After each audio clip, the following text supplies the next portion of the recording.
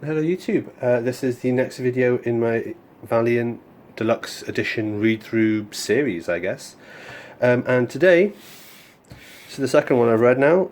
Last video would have been Divinity, which I just read just because I felt like it. But now I'm starting at what a lot of people consider to be a really good starting point for the Valiant universe, which is Harbinger. So people generally say either Harbinger or Exo Manowar are the places to start.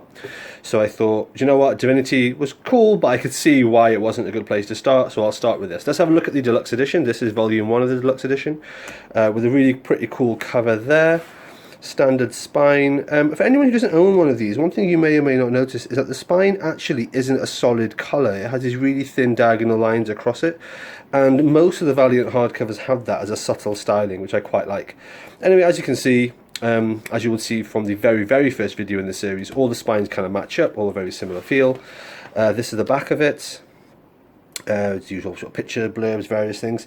This issue, the issues in this are issues 0 to 14. I didn't read all of them, I'll explain why in just a second. But before we do that, let's have a look at the inside flaps. Standard and standard. Don't know if you heard that little creaking there. It's weird. I mean, this is just an oversized hardcover, no different to any other oversized hardcover in my collection. But what I will say is this really needed to have the spine stretched. Very much so. I don't know if it's because I've had this on my shelf for a couple of years and never opened it, or maybe this is just the way Valiant make these things. But yeah, really needed to have that spine stretched. And yeah, so anyway, I did that. This is what it looks like underneath the slipcase, the dust jacket. And under the dust jacket it has that, Harbinger there. Harbinger there looks very cool. Slightly different in style to how Divinity was. Also has a slightly different buckram here as the cover, but all good, all good. Inside end pages are very boring and simple. There we are. So let's get into the comic itself. So like all Valiant hardcovers seem to do, it starts off by explaining exactly like what the issue sequence is. So we've got 1 to 5, which is the arc called Omega Rising. That's available in a trade paperback. And then we have 5, 6, 7, 8. No, sorry, 6, 7, 8, 9, 10. That's the next trade paperback called Renegades. And then we have this, which is Harbinger Wars and the Harbinger Wars crossover. Now, I didn't read these issues. The reason for that is that I know that in my Harbinger Wars Deluxe Edition hardcover, which I'll be reading in a couple of weeks' time, these issues are all collected. So I didn't realise this, but there's clearly a double dip here in this Deluxe Edition. So I didn't bother reading these. I'm going to read these all in one when I read the Harbinger Wars crossover, which is collected in its own deluxe edition. So yeah, so I read all these. Yeah, so let's get into it.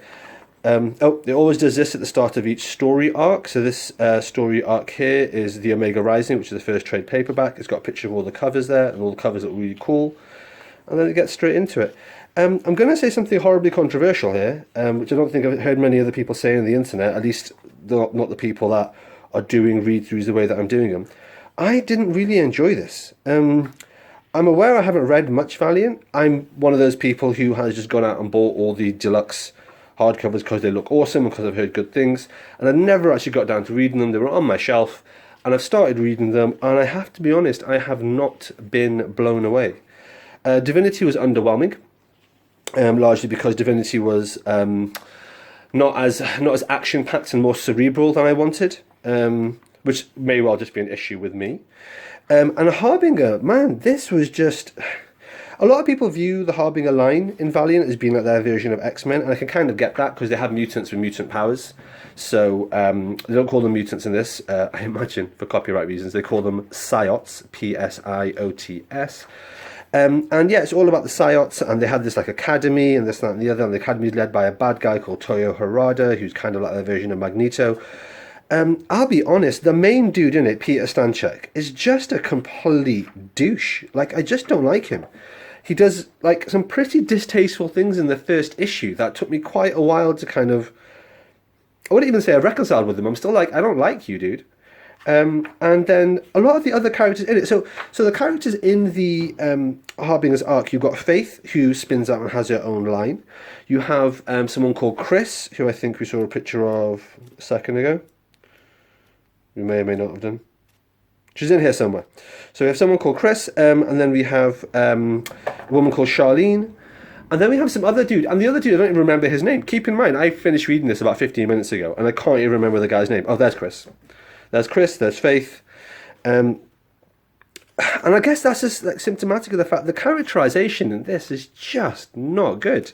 It's not terrible, but it's definitely not blowing me away. This is Charlene. This is how we get introduced to Charlene. Getting beaten up by an abusive boyfriend.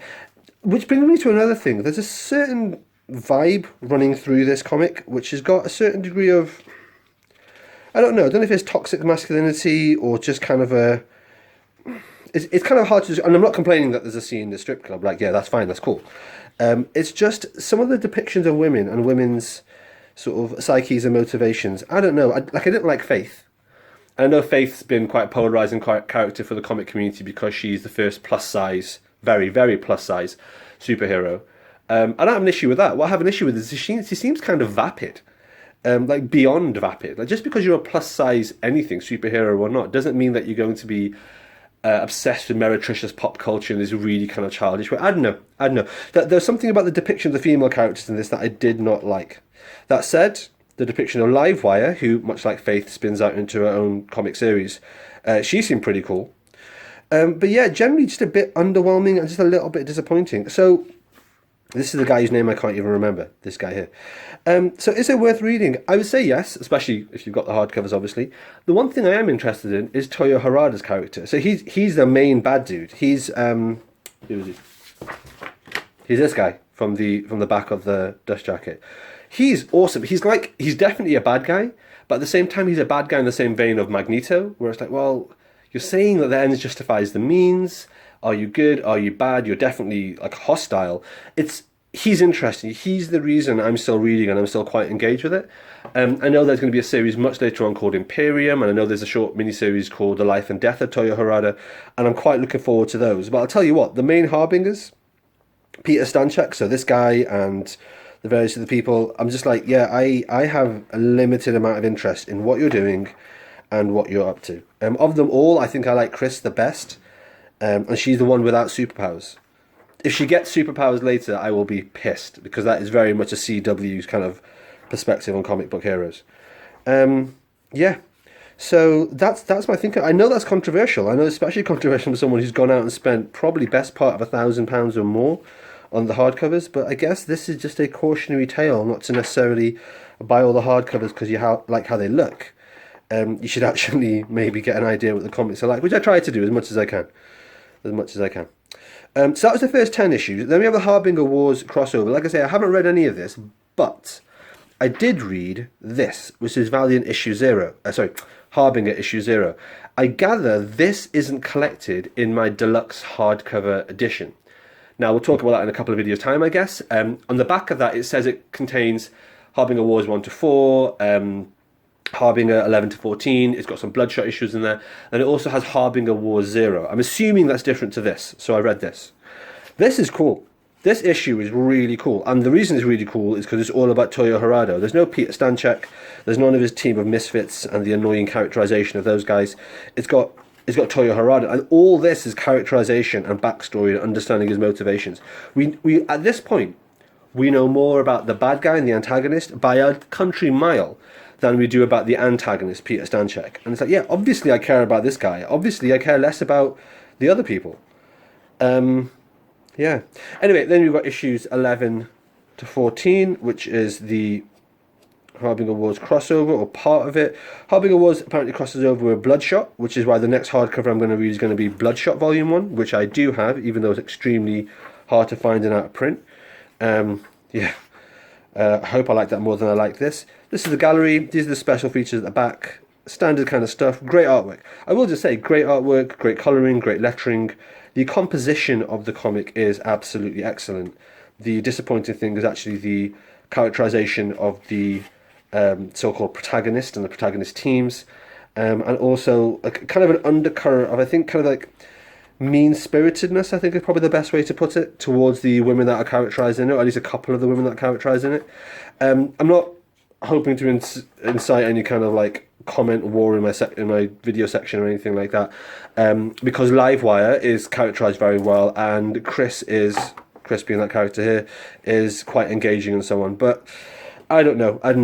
As it is now, I wouldn't say I'm absolutely enthralled in this, and I'm not sure if I would recommend it to people. I'm kind of on the fence about it. That said, did you hear that creaking from the spine? That said, I've read it. I've got all of them, so I'm going to definitely hang on to this until I've read all the Valiant hardcovers, and then I'm going to make a decision as to what slice of this universe I want to keep. Hopefully that was helpful, guys. Like I say, I don't really think I've seen many people on YouTube go through it in quite this way. There's loads of reading guys on there, which I've generally largely ignored, and I probably shouldn't have, to be honest. And there's a lot of stuff just reviewing and talking about them on an issue-by-issue basis. But I don't think there's anything quite like someone going through all the hardcovers and then talking about it at the very first time they come across these arcs, these stories, and these characters. Hopefully this is useful, guys, especially if you are the sort of people that, like me, go out and buy everything and never get time to read it till way, way, way later. Yeah, so there we are. Thanks for watching. All right, thanks for watching, everybody. As always, please like, comment, subscribe. As always, please follow me on Twitter at @IamThomasJudge, where I will post a daily review of whatever comics I've been reading. You can get an idea of what I'm up to on the channel. And as always, please support the channel by heading over to Amazon.com and checking out my prose novel about superheroes. It's a completely original piece of work. The first episode in it is called Arrivals, and the series as a whole is called No Gods or Kings. You can find an excerpt of that on my website, nogodsorkings.com. Until next time, everybody, stay classy.